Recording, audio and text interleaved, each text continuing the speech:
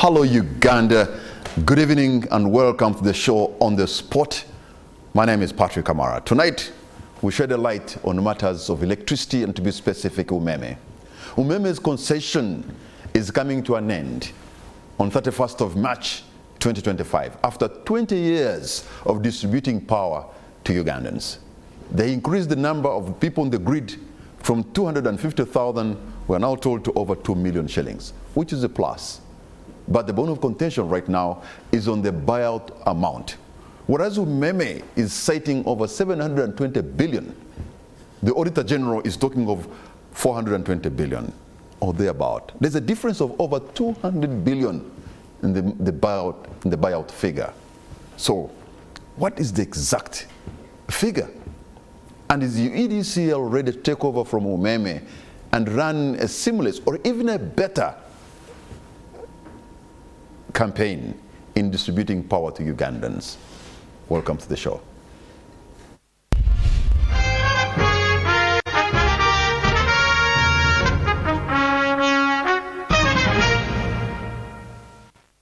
Let me introduce my panel this evening.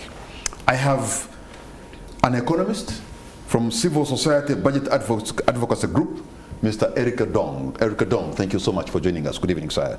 Good evening, sir. I have a member of Parliament and also a member of the National Economic Committee, the Honorable Charles Tebandeke. Thank you so much for joining us, Charles. Good evening. Yeah, good evening. I also know you're a member of Parliament representing Bale County in Kayunga, right? All right. All right. So, gentlemen, thank you so much. Though I should also say we needed UMEME here, and UMEME was reluctant to be on this show because they are still, I suppose, fixing so many things. You wrote a minority report. Let me begin with you. And you're a member of the committee. Before I can even ask where we are right now, could you kindly give us the history of the concession from 2005 to today and what that concession, if you can, entailed? Actually, whatever I'm going to say would remain unrebutted. Yet we could require a rebuttal kind of argument. Yeah. So in my capacity by your authority, I'm going to occupy two positions. Because as a member of Parliament and as well a member of Parliament who sits on the Committee of National Economy that makes oversight on all government ventures that involve taxpayers' money, and which committee also spearheaded the approval of this very loan we are debating, then I would either be pleased to see my chairperson of the committee seated beside me, or the minister, or the CEO of Electricity Regulatory Authority, or if not, I would be pleased to see the UMEME panels also debating, giving in their views. But since they are not here, I want help the technicals, the agencies, but I'm going to debate in two capacities. Standing in on behalf of government, because the minister is not here, I ought to communicate what is anticipated from, there would be their communication in absentia. Then I will also communicate my side as a member who sits on the committee and came up with a minority report. It's not a very good thing. On behalf of the opposition. It's not a very easy undertaking to serve two masters, but go for it if you can. Actually, UMEME, I think UMEME came in on the 1st of March 2005, undertaking roles and responsibilities of actually, I would call it managing or administering electricity distribution in the country, taking on from UEB by then, but UEDCL was there, which is still also in performance. So within this concession, I think there would be terms that I want to look at. I want to narrate any other stories inside there, because we were not even privileged to have time to look into this concession and analyze it to assess the would-be advantages and disadvantages on behalf of Ugandans whom we work for. But the most connotational issues came out from the interest accrue by government failure to meet the buyout concession agreement duration. The concession agreement was supposed to run for 20 years. That is from 1st March 2005 to now 31st March 2025. Yes. Those are the 20 years which they entered into agreement to act on behalf of government to distribute electricity into the entire public, into for the benefit of all Ugandans. So what government entered into, I think, was not foreseen enough, because the most connotational issue is on the interest, as I've said. There is a clause which marked that by the end of a concession period, if government fails to meet its obligation to buy out UMEME, it would accrue interest increment of 10% in an additional period of time from 30 to 40 days. The government was supposed to meet on top of what UMEME would require as a buyout. Wait a minute. Yes. So if we failed in 40 days to meet that requirement of giving the buyout, money would increase by 10%. By 10%. For instance, in 40 days? Yes, from 31st to April 31st, it will be 30 days. Then by May 10th, in addition to the days which government was supposed to buy out UMEME, then it would incur an increment interest in addition to the estimated figure. Yes. To buy out UMEME, then an increment interest in addition to that figure would be 10%. 10%. But wait a minute. Yes. Who does that in just only 30 days or 40 days? Yes. You have increased by 10%. We talk about billions of money. Now, in terms of, in the simplest of understanding before Ugandans, it becomes to these fake money lenders who lend the money at 10% interest rate increment. So that's how they faked even the government of Uganda. And it did not only end there. The concession agreement also remarks that should the number of days increased from 40, actually the days marked from 46 to 90, then it would also register an increment of 15%. Should it fail to meet the concession agreement duration time and it increases to 90 days plus, then the interest could accrue to 20%. So now, a government finds itself in a dilemma, and Ugandans also remain with their questions unanswered. If government knew the buyout for UMEME had reached its expiration season, what has been government doing to bring out whether loan request or to collect the sum of money that would require to buy out UMEME in a period prescribed before entering into this period that to avoid the possible 10% fines? Yes. So that question remains unanswered. And who sits on the job? Before we see who sits on the job, who drafted this agreement on behalf of Ugandans? And was this agreement made in good faith? Was it a deal between UMEME, the quoted UMEME, and some other officials in the government? So all those questions remain unanswered. I would wish if the Attorney General was here. Although by then he was not the one in the office as a person, but the office remains the office. Was it not Nyombi Tembo? I don't know. By 2005. Because by law of Uganda, any agreement, any concession, any treaty, whichever document as it may be called, that government undertakes to enter into a contract with any other entity, legally, the Attorney General is bound to give a legal advice on such an agreement. So we would wish also to know who was the Attorney General by then, and what was he signing this contract in good faith on behalf of Ugandans?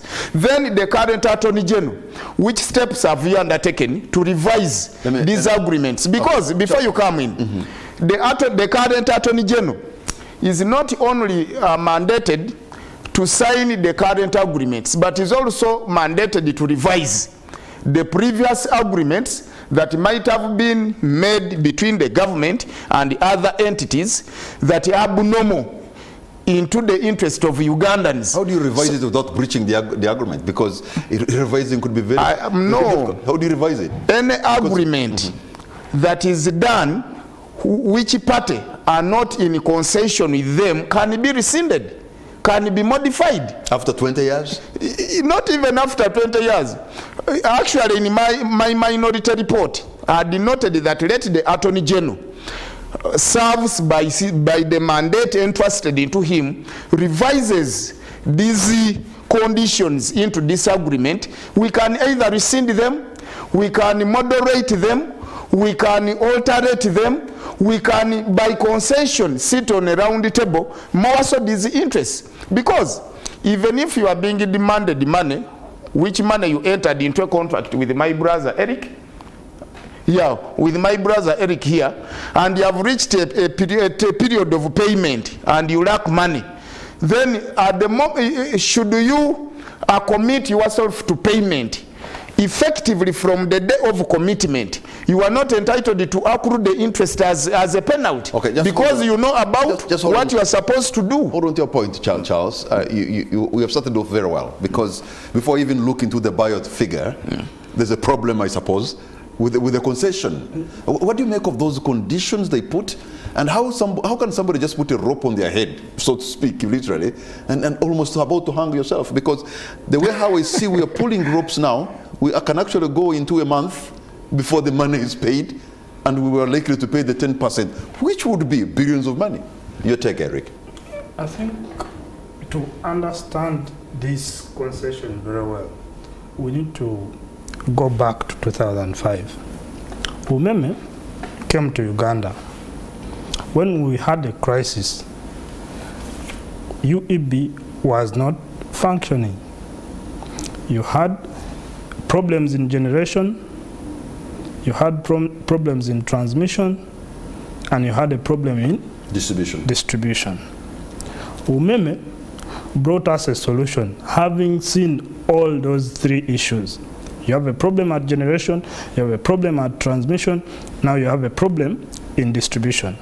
So UMEME proposes that they would come and inject money into distribution to help us cure that problem in distribution. The guarantees in the agreement that government had to provide was that UMEME would have what to distribute, because someone is committing their money here, so they have to have what to distribute. In other words, transmission will bring the power. Generation would happen, then the transmission would happen for me to distribute. There was another entity called ESCOM, which went into generation. So that was to provide assurance that UMEME would have what to distribute. Along the way, UMEME, in the agreement that Uganda committed to at first, it was one-sided. It was one-sided, whereby you are guaranteeing UMEME that we shall give you what to distribute. If you make a loss, we shall pay for that loss. We shall make sure that we refund you on every investment which you are making here. These people come and take over assets of UEB. They did not bring their assets at first. They came and took over assets of UEB. Then, around 2006, UMEME threatens to leave, and we have to renegotiate with UMEME, and the bad terms now come in. This interest, those other issues around investment. However, on the side of Ugandans, we had some safeguards.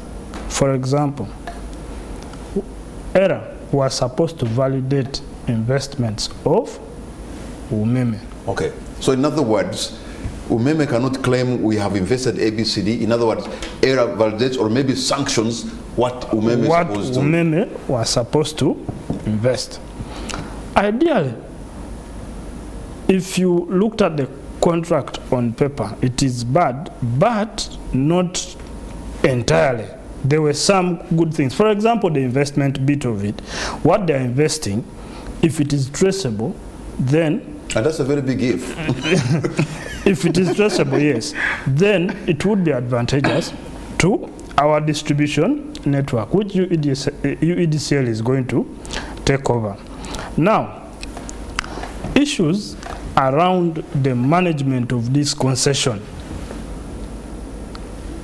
beyond the agreements, the real management of the concession, the operational environment of the concession, that is where we have got challenges. For example, UMEME, in its report of last year, when you look at the revenue that UMEME has got because of IACA, UMEME was collecting money beyond 100% if you leave the default by government. UMEME was collecting 100.7% of its revenue. That means people would buy a account, they're not using it. Then, when you see the report of UEDCL, UEDCL is saying UMEME is not paying the lease money it is supposed to pay for the use of assets. You have one entity this side, which is doing very well financially. Then you have the government on the other side, whose assets are being used by the other one. The other party is not paying. That is what I'm talking about, the operational environment of the concession. So, now we are approximately maybe 96 hours from the end of this concession.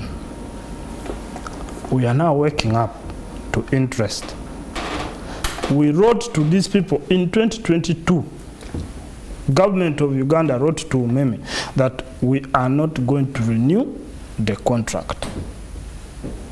The ideal way of transitioning from UMEME would have been before even 2022, when UMEME was told to list, because the UMEME we are now talking about is different from the UMEME of 2005. This UMEME, NSSF has 23% of it. Unfortunately, some officials of government who signed an agreement with UMEME in 2005 are now shareholders.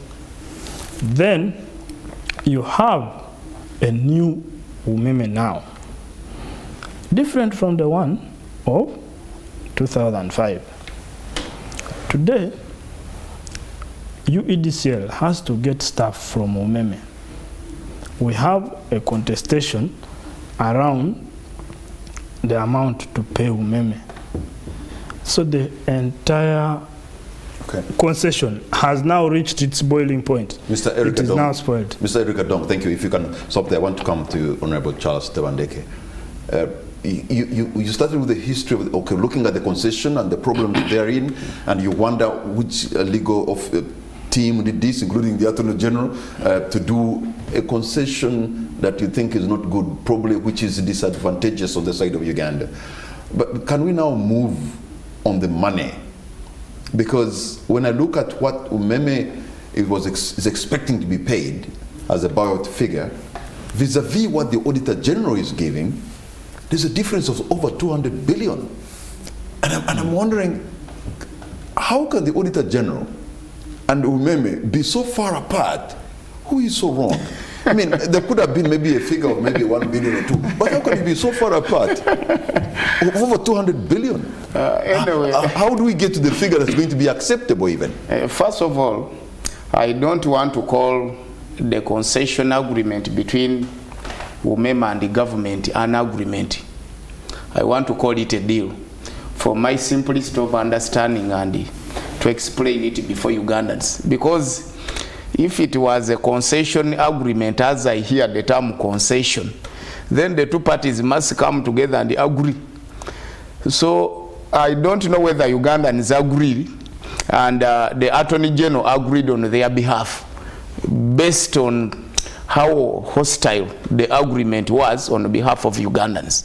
Now when it comes on the money, as per your question, first of all, the entire process of drafting the request for the buyout of UMEME, the entire forwarding of the request to the committee, and the committee process of scrutinizing the entire loan process was vague, and it is unexpected of Parliament to have done it because it was non-compliant to the Constitution. Not only that, but was also non-compliant to the rules of procedure of Parliament. Bwana Moderator, every Ugandan, is even a layman, knows it properly that by Article 163 mandates the Auditor General to have given an account. Actually, the article uses the suffix, the preposition shall, meaning it is non-debatable. Has to do that to account for any projects of government that involves taxpayers' money. You have heard Mr. Dong also wondering, but in his statement, though he's trying to sugarcoat, you see the civil servants are technical in the way they bring out their points. They are not like us politicians. He's also wondering, in his statement he has said, by UMEME taking over from UEB, it established on the assets that already UEB had put in place. Then there are also shares from other private entities, including NSSF, much as it is a government entity, but by entering into a contract with UMEME to take on shares, then it becomes a separate entity, not working as a government entity. Now, before we look at these monies, let us first ask ourselves, and I'm asking the government, since you are saying this is a very big broadcasting house. Government, what exactly are you going to buy out from UMEME? Because if you can put, Eric was telling us yes, that they were investing money, and whatever investment they are doing is supposed to be validated by Electricity Regulatory Authority. So we assume what they are buying out is the money they put in the infrastructure, the expansion they did, which was sanctioned by ERA. No, isn't that how it's supposed to be? Don't you know how Uganda things operate? Because whichever monies that has been used for extension of electricity, all those have been loans passed approved by Parliament. Then UMEME, in actual sense, remains managers in quotation on government entities, and they wouldn't even deserve these buyouts. I want you to give me how many infrastructures as UMEME put forward. So wait a minute. Yes. The money, of course, UMEME was also taking loans. They were taking loans on behalf of Uganda? No, they were getting loans. The government as them. The government takes a loan and invests into the project. UMEME has never bought even a single pole of electricity, neither wires. All that is taxpayers' money, which is being approved by Parliament. Then UMEME, what it does, it is only to instruct its employers to go and extend those projects. Much as, with no reasonable doubt, much of it might have invested in its own. You know what I've just said is very, very explosive. But where is it? Where are the entities? Because for me, Nikayunga, all the offices of UMEME are under rental houses. Just hold. Eric, is this money, do you think it is traceable? That we can say, yes, they had this kind of money, they are putting probably in buying transmitters and all this kind of stuff, transformers and all this and what unnecessary equipment. Can government or the Auditor General trace the investment, the infrastructure that was bought by UMEME before taxpayers' money is used to buy them out? Based on the agreement, every investment that UMEME would consider an investment would have to be validated by the Electricity Regulatory Authority, which is a government entity. So the right person to provide a value on UMEME's investment is the Electricity Regulatory Authority. I have a problem with how ERA has managed to, has regulated, especially around UMEME, because you have two players in the sector. One is saying, this person is using my assets and is not paying me.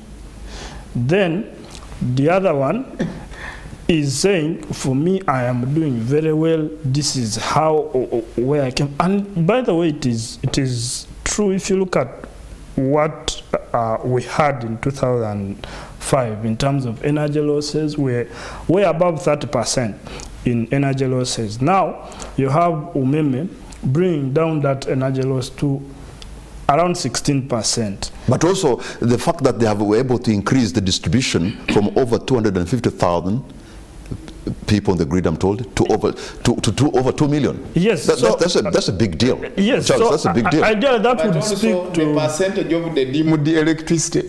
No, It's also gentlemen, hold on to your points, Charles and Eric, because you're going to take a break, and on the spot, we'll be right back.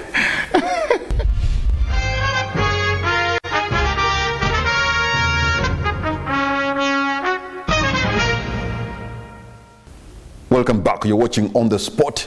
My name is Patrick Kamara. My guests tonight are Honorable Charles Tebandeke, member of the National Economic Committee of Parliament and MP for Bali County in Kayunga.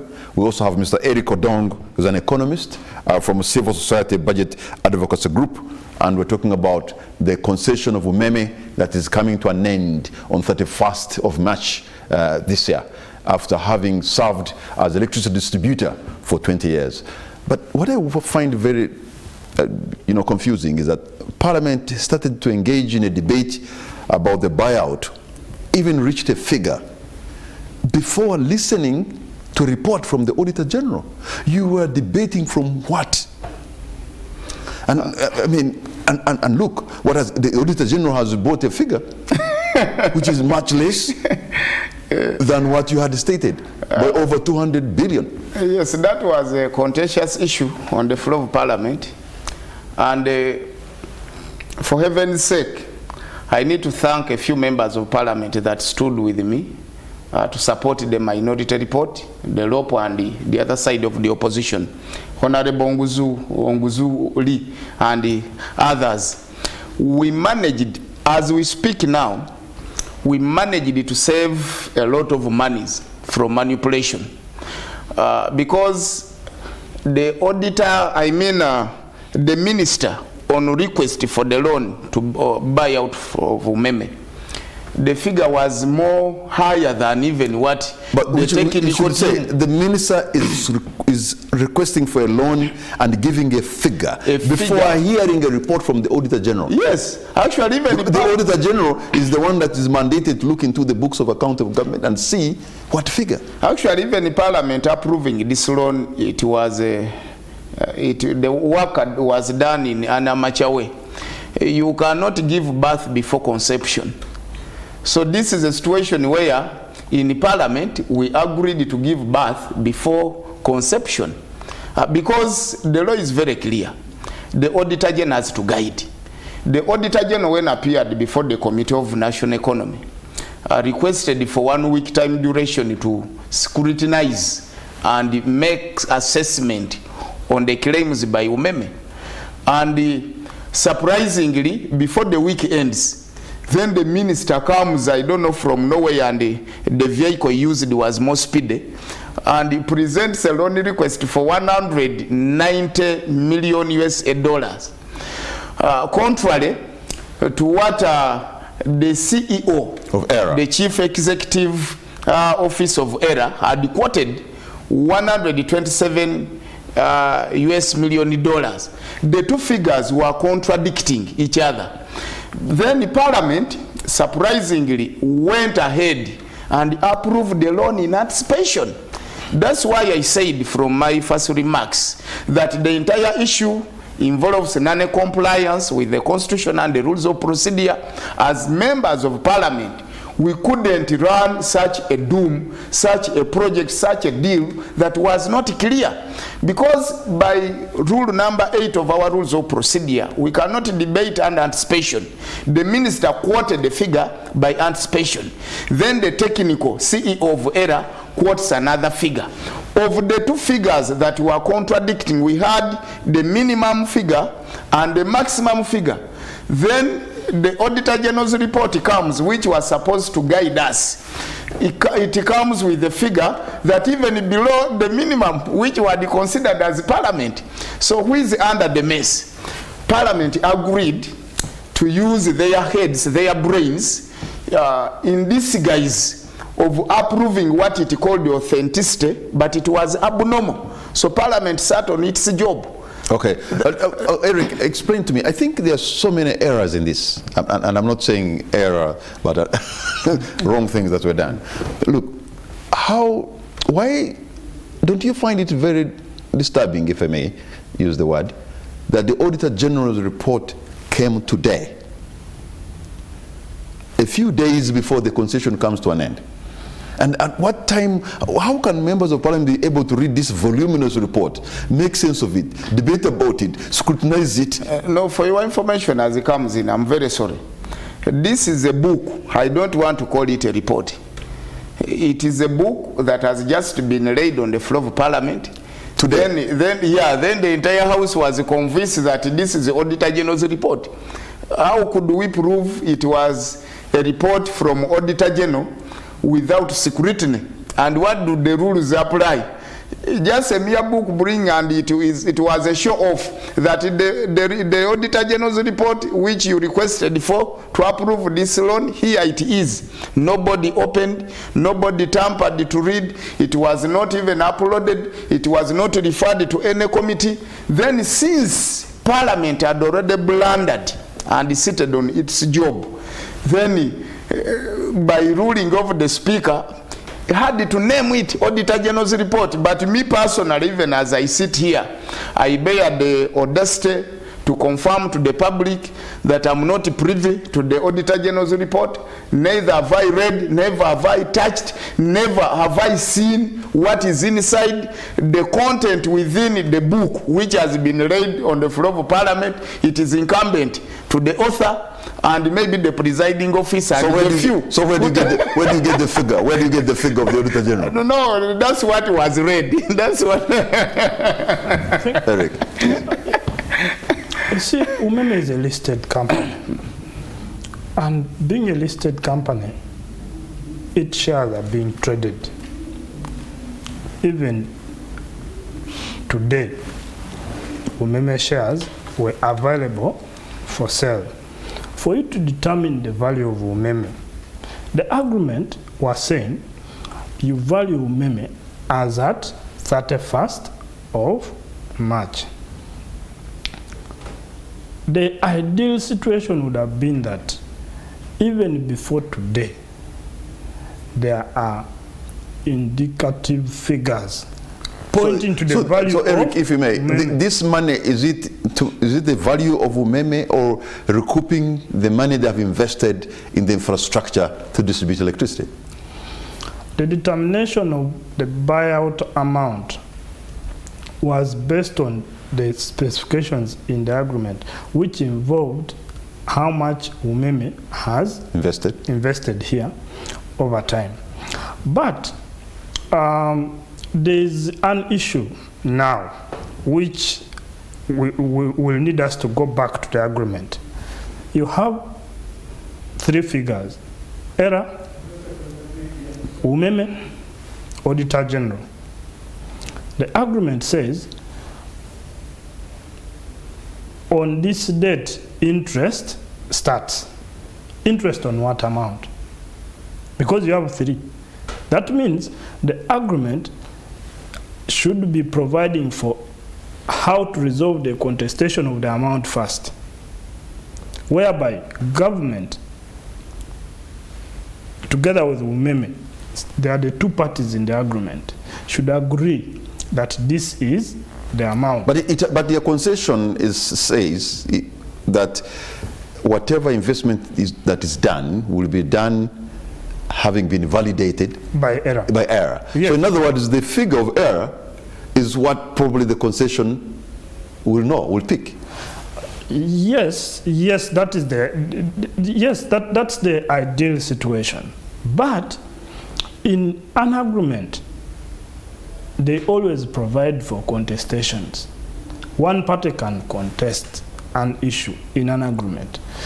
For example, this one, UMEME can contest what error is saying, which is okay. But that issue should be resolved first before we begin talking about interest. The unfortunate part is we have borrowed $190 million. It is going to charge us interest. The lender of the 190. Okay, just a moment. Well, first of all, Honorable Charles Tebandeke, where are we borrowing that money? Where are we getting the money from? Because it also matters a lot. If you may get a loan, concession loan from IMF, from World Bank, that's better. If you get it from a local bank here, that also increases problems. You are crowding out other people in the bank and you're causing trouble to the economy. You can decide to go for many other methods. Where are you getting the money from? This money is being borrowed from Stanbic Bank. As if I'm not so clear with I'm a little running short of information, but I think it is Stanbic Bank, and that one only increases interest from the money borrowed within the country. So the entire process, I think government as if was overtaken by magic to recall that the concession agreement was ending, and therefore it took on abnormal measures just to see that it removes out quickly. Because even you see, even the entire process of these mergers has never been clear, has never been okay. But I have also a few issues which I need to put here before the public. One, if the loan request presented to the bank was $190 million, then Parliament, from the Hansards, from even the majority report, it was in concession of borrowing the 127. Still we are in error, making mistakes. Then the Auditor General report comes, confirms $118,000 million. He has posed a very good question. This interest rate could be captured from which figure exactly? So that figure would be clear to have come from Auditor General's report. I'm not so clear and conversant whether the book laid before Parliament today considered all the agencies involved within the UMEME deal, because there are some private contractors that have been under UMEME, and UMEME might not have considered them. We have these private shareholders from UMEME. UMEME's claim of the $300 million by 2023? The earlier claim was $300 million? Yes. I don't know whether they have harmonized. I'm seeing a replay of another figure that might be brought as a supplementary to buy out the same deal of UMEME, and which deal Ugandans, as the owners of all these funds, are not aware of exactly which deal are we buying of. Lastly, on the same matter still, Parliament, as I said that we agreed to give birth before conception, by rules of Parliament, I could trust my committee to have traversed all over the country to find out exactly what has UMEME put in place. Is it equivalent to the figure quoted? this Auditor General's report might have come more earlier than today. Then it would have given the Committee of Parliament enough time to traverse to the entire country to find out exactly if it is electricity extension, how much has it invested, how much has UMEME bought, have we been privy to look at the invoices and the voucher that UMEME has used to buy equipment A and B and therefore installed in. Parliament has not taken any leg outside the room to find out exactly what is outside in there. What is being quoted even here before, as this loan was being approved, Parliament only considered a write-up from the CEO of ERA. That's not how Parliament is supposed to operate. We cannot approve loan, we cannot handle business before Parliament on consideration of a mere letter, a mere write-up. And the way even the letter came before Parliament also came like this book. Parliament committee was not privy to look at that letter and made an assessment or examination towards the same. So for us in our recommendations as the minority reporters, we were praying that we are not contrary to the buyout deal of UMEME. No. We supported UMEME to be bought out because we had approved the merger bills and so on. But we wanted to find out exactly what are we buying out? What has UMEME done outside there? And is it still in existence? What is embedded within the concession agreement? Can it be modified? Can it be rescinded? Can it be handled in a legal manner that doesn't inch a layman Ugandan? And we also wanted to find out that Parliament stands by rule of law under its mandate as a holy temple of justice to do Ugandans a favor, to go outside and carry on its own task, other than agreeing to sanitize what is evil, and we call it a good. So the entire process of passing and approving this loan, I think, was illegal. And whoever supported the approval of this loan, you played illegality before Parliament, which was an exception and expected. Eric, you know, when he explains that as a member of Parliament and on the committee that is responsible, I see as if this is as if this whole process was delayed. We reach here, and before we know it, we fall victim to the 10% that is talked about in the concession, because most likely we shall in 40 days we shall still be into this kind of ping pong, and then the interest will rise by 10%. I look as if this was intentional. Because otherwise, these things should have been discussed much later. The Auditor General should have brought the report much later. The members of Parliament should have gone to the field to do the oversight much later. You can't be doing these things today, yet you know the concession is ending on 31st. With these clauses that if you default for only 40 days, you're going to pay extra 10%. You work under duress. I think, to be fair, the reports of ERA, rather UEDCL, there are somewhere where they mention that we need to prepare to pay off UMEME. After communicating to UMEME in 2022 that the concession will not be renewed, the responsibility, remember UEDCL, its assets are the ones that UMEME has been using. So it is the one concerned. It is saying, please, we shall need to pay off UMEME. However, the government side should have begun providing for that in the original budget, not through a supplementary budget, but in the original budget. Probably in 2022, the moment you write to UMEME that we are not going to renew, you should have begun putting money aside for you to pay UMEME. That is the ideal situation. But now the real issue is here. We have borrowed $190 million.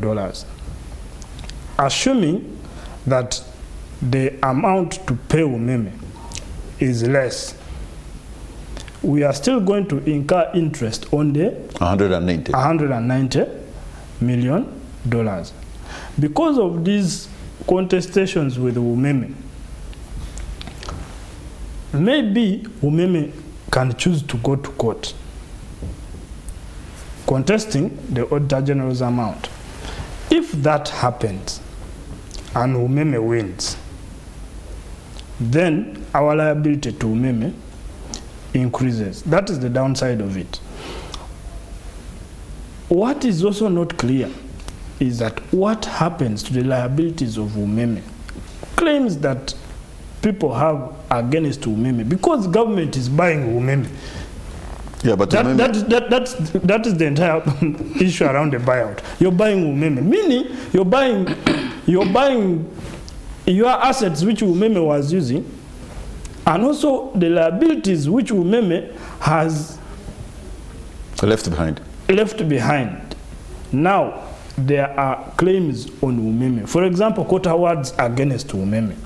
What happens to those? Do we net them from the value of UMEME? That part has to come out. But UMEME as a business entity will remain. It can be sued, it can sue. It may not remain as an electricity distributor, but it will remain as a business. Probably it can engage into any other things. So they can still carry on with their liabilities. That's why I'm saying we need to check the agreement. Suppose the agreement was saying the liability of UMEME also shifts to UEDCL. Also shifts to UEDCL the moment the buyout is activated. So that is where you are going to have issues. All right. However, Eric, there are issues around the sector which are beyond even this deal of UMEME. For example, we are generating 2,000 megawatts. We are consuming 1,000 megawatts. What is happening to the other balance of 1,000 megawatts? We're busy paying for it. We are paying for it. We are not consuming it. UMEME, again in their reports, they are saying in the next 3 to 4 years, because of climate change issues, generation is going to be affected. Meaning that the investments which we are putting into hydro generation may not necessarily give us the anticipated return because of climate change issues. And for them, they would have jumped off. All right. Eric and Charles, gentlemen, hold on to your points because we're going to take a break on the spot. We'll be right back.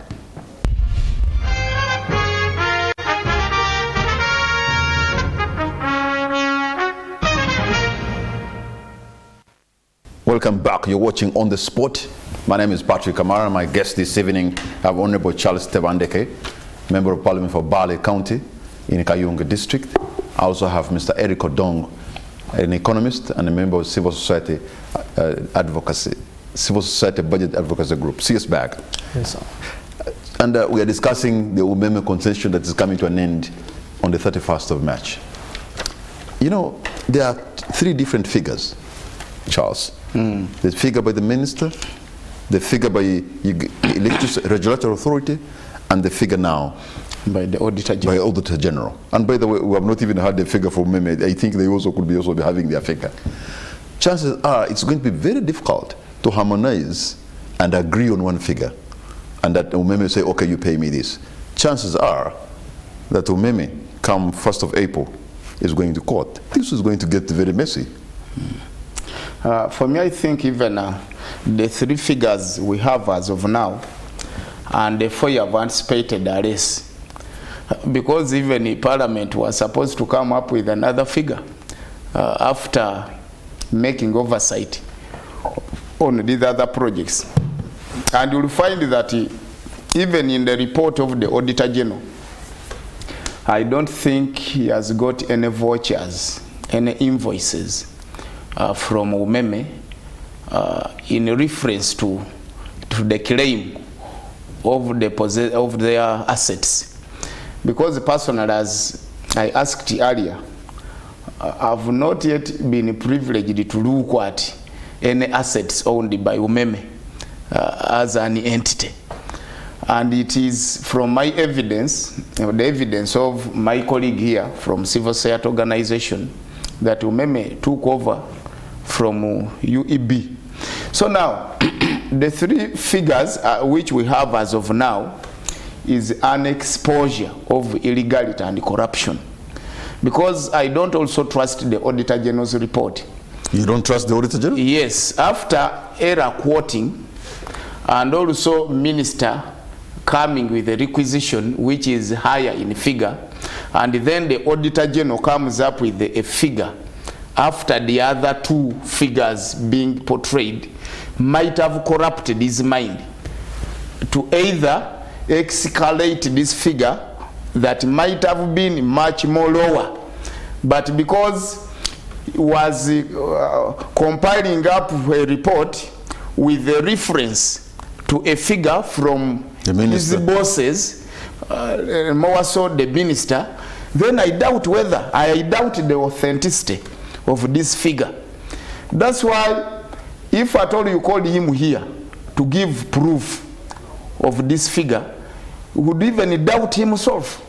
So the figure is also not clear. Personally, I don't want to be looked at as if I'm opposite and everything, but statistically, by principles of accounting, figures speak by themselves, okay, and not in anticipation. So what I want to put forward before Ugandans is that the accountability on how much has been borrowed and used effectively on the purpose of borrowing shall only be known to the borrowers on behalf of Ugandans, but Ugandans shall not have any chance to get the actual accountability on what exactly has been borrowed. Because if government requested for 190... But you as Parliament, you are the ones who are approving the money, the loan. I've told you, Parliament acted in anticipation. Because Parliament said in the resolution, in the recommendation of the majority report, it quoted that it supports the borrowing of $127 million. If pending Auditor General's report, but the entire request, the main request, which I believe was already considered by the loaner, was 190. So who will be privileged to ascertain exactly how much has been borrowed? If it is 190, where will the excess go? If it is 127, still, where shall the excess go? If the ministry rebuttals contrary to the figure quoted by the Auditor General, who will serve to harmonize the authentic figure that is actually real in consideration of the UMEME buyout? So that's why I'm saying that the figures quoted and the figures borrowed and the purpose of borrowing and the figures that shall be spent shall only be a privilege to the borrowers, to the borrowers, and how much shall be spent. Let's over the same. Government buying out UMEME is like a director buying out from the manager. For instance, because UMEME, in my own interpretation, it looks more or less a manager. You are a manager of this talk show. On leave, then you ask NTV to buy you out. That's the same story with UMEME. And by Parliament approving the buyout loan was approving huge sums of money to buy out mere stamps and papers, among other stationaries within the offices of UMEME, but not the real assets, as would be evidenced by the oversight, if at all had been made. Okay, you could say, Eric, that okay. I think the honourable is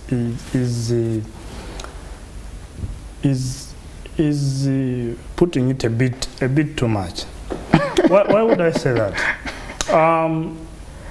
There is an agreement between two parties. Yes. This agreement is between UMEME and government of Uganda. there is a government entity which was supervising UMEME called ERA. I'm assuming that ERA was supervising UMEME in government interest. So anything that ERA would put across as a value of UMEME would be in good faith because it is a government entity. The agreement had specified that at the close of the concession, at the natural end of the concession, the value of the buyout would either be determined by the Auditor General or a mutually agreed party between UMEME and government of Uganda. Now, if there is a contestation on the value of the Auditor General, maybe the other option of government and the UMEME agreeing that, okay, let's contract someone. Maybe let's contract KPMG. Let's contract any other audit firm to come and determine this value. Maybe the issue would be who pays. Who pays that firm? Is UMEME going to share the cost with government, or government will be the one to pay the cost? Ideally, I would think that since the Auditor General was from the government side, then UMEME would now meet the cost of that party. They would agree, so that this matter is put to rest. This conversation is incomplete without discussing UEDCL, which is taking over from UMEME. UEDCL has had around 340 staff. UMEME has been having 2,500 staff. In terms of customers, UMEME has been serving around 2 million. UEDCL has been serving around 100,000 customers. Just from that, the few customers that UEDCL has been serving, its energy losses have been 20% and above for the last 5 years, while UMEME with 2 million has had energy losses of less than 20%, the lowest being around 16.2% of energy losses. You are now putting UEDCL in charge of this entire network. Part of the loans that have gone to Parliament, there is money to put money to capitalize UEDCL so that they are able to at least begin the entire distribution with ease. UEDCL as a government entity which is taking over from UMEME right now should be supported. Okay, I think you brought a new detail that part of the money, I think of the loan, they talked of $50 million to go to UEDCL. So actually $190 million is not entirely all of it going to UMEME. No, there's $50 million for UEDCL. For UEDCL. So which brings again the money closer. It is not part of the 190. It's not. It is a different borrowing. That is why there is concern of the implications of these transactions in the budget. Okay. What you alluded to. In the interest of time, Eric, if UMEME decides to go to court in case we don't agree, government does not agree, yes, they have a very good case, don't they? They do, because the agreement favors them. Government cannot run away from this agreement. We signed an agreement which was bad. The only alternative is work out an arrangement with UMEME and close that UMEME chapter. Then maybe learn from it. Learning from it means if you have a concession with someone, UMEME listed shares. The point UMEME listed shares, the first person to have bought UMEME shares then should have been UEDCL. But for UEDCL to put like 3 board members into UMEME, so that the transition starts at board level. But let me... By the time you reach employees of UMEME, because now you have UEDCL absorbing UMEME employees, I'm not sure if they have been doing interviews on those staff. But Charles, UMEME is a business, has been doing business. Yes. We assume in the last 20 years, they are making money. Yes. So if you're making money, and actually it is a very successful business, why are we even... Did we even have to have this concession where we have to pay the money? Yet there's a business that we have been paying the money every day. Even right now, UMEME is earning.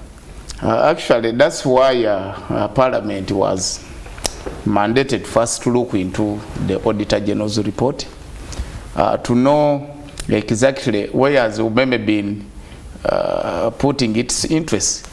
As URA got records of UMEME gains? And has it been paying taxes anyway, as it would be mandated to? So there are a lot of issues. This debate, I think, may not end today onwards, but it would require some other follow-ups. Even the mere presentation of the report and the approval of this loan, I don't think shall be an ultimate permanent solution to the queries, to the issues within the sector. I believe if we are to go any further, all agencies must come together, must come on board, and all shareholders, all stakeholders in UMEME, shareholders must also be brought on board. We are going to see issues, not only UMEME that will go to court, even other entities and persons shall take UMEME to court. Okay, gentlemen, our time is out. Eric, what's going to be your concluding remark? So it is a vicious cycle of court issues. Thank you so much. My concluding remark is, we have had this concession for 20 years. Let us learn from it. We have made mistakes. We accepted a bad deal with UMEME. These agreements that we have with other private players, let us avoid the mistakes that we have made in this UMEME deal. There's an issue around payment of government obligations on utilities. UEDCL is coming on board. Government has been defaulting on water. Should government continue defaulting on electricity? Because UMEME was very careful. They made an agreement and said we shall have an escrow account where we shall be putting money for assets we are using.